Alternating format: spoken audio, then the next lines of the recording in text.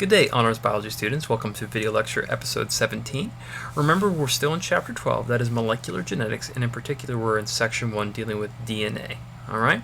Now remember what we've been talking about is we've been talking about the discovered genetic material through various experiments. And remember last time we talked about Hershey-Chase, and we talked about how they were talking about how they were going to use this particular bacteria and try to label two different parts and see which one it was that was where the genetic material, whether it was DNA or protein.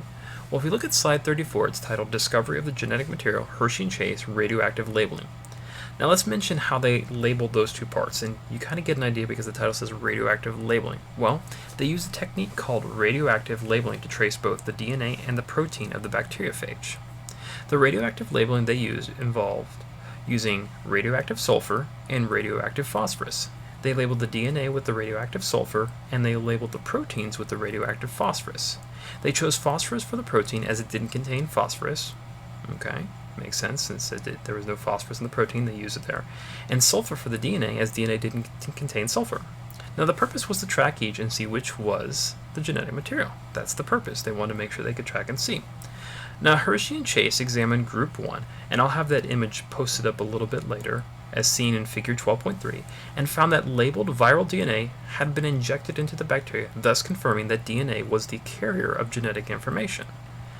Now, table 12.1, which I will also have posted as well, I would like you to just make sure you copy it in your notes and just make sure you kind of review it and understand it. Alright, so let's move to slide 39. I got an image here just showing the testing of proteins and testing DNA, just kind of a nice little summary image. I think is very helpful.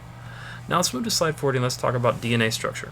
Well, thanks to Hershey and Chase's experiment, the scientific community were more confident about DNA being the genetic material. Now that the genetic material was identified, it was time to answer the question of how did nucleotides come together to form DNA? Alright. Now in addition, how could DNA communicate information that remained? So they want to know how did they come together to form the DNA, and then how did the DNA communicate the information that remained there? Alright. So let's go ahead and let's get in and talk about DNA structure, in particular nucleotides. And let's start on slide 42 with our first step in this journey, and that's in the 1920s with biochemist Phoebus Levene. Through his work, he determined the basic structure of nucleotides. What are nucleotides? Well, nucleotides are the subunit of nucleic acids. Alright?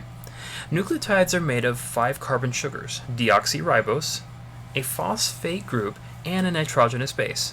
RNA is also a nucleic acid. RNA has a different sugar, and that being ribose. Alright? Now, between DNA and RNA, there is 5 nitrogenous bases, which are labeled by the letters A, T, C, G, and U. A stands for adenine, T is for thymine, C is for cytosine, G is for guanine, and U is for uracil. Alright? Now, if you want to see, if you look on slide 44 and 45, you can see an image of these 5 nitrogenous bases, these nucleotides.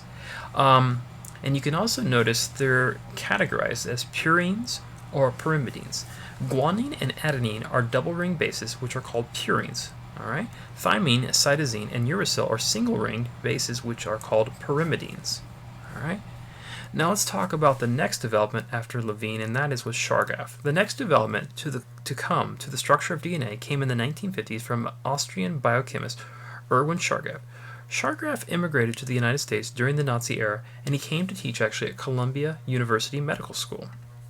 Chargaff studied the amount of the nitrogenous bases. He analyzed the data and found that the amount of guanine was nearly equal to the amount of cytosine, and that the amount of adenine was nearly equal to the amount of thymine in species. This finding became known, of course, as Chargaff's rules, which is illustrated if you look actually on slide 48. I have an image there. So, at this point, we know that DNA is the genetic material of inheritance, that nucleotides have 5 carbon sugars, a phosphate group, and a nitrogenous base. In addition, there are 5 bases which come in pairs based on Chargaff's findings. So this is where we're sitting at so far. Alright, ladies and gentlemen, we're going to conclude our lecture here. If you have any questions, you can leave those in the comments below. Reach out and send me an email. I do hope this has been helpful. Have a nice day. Take care.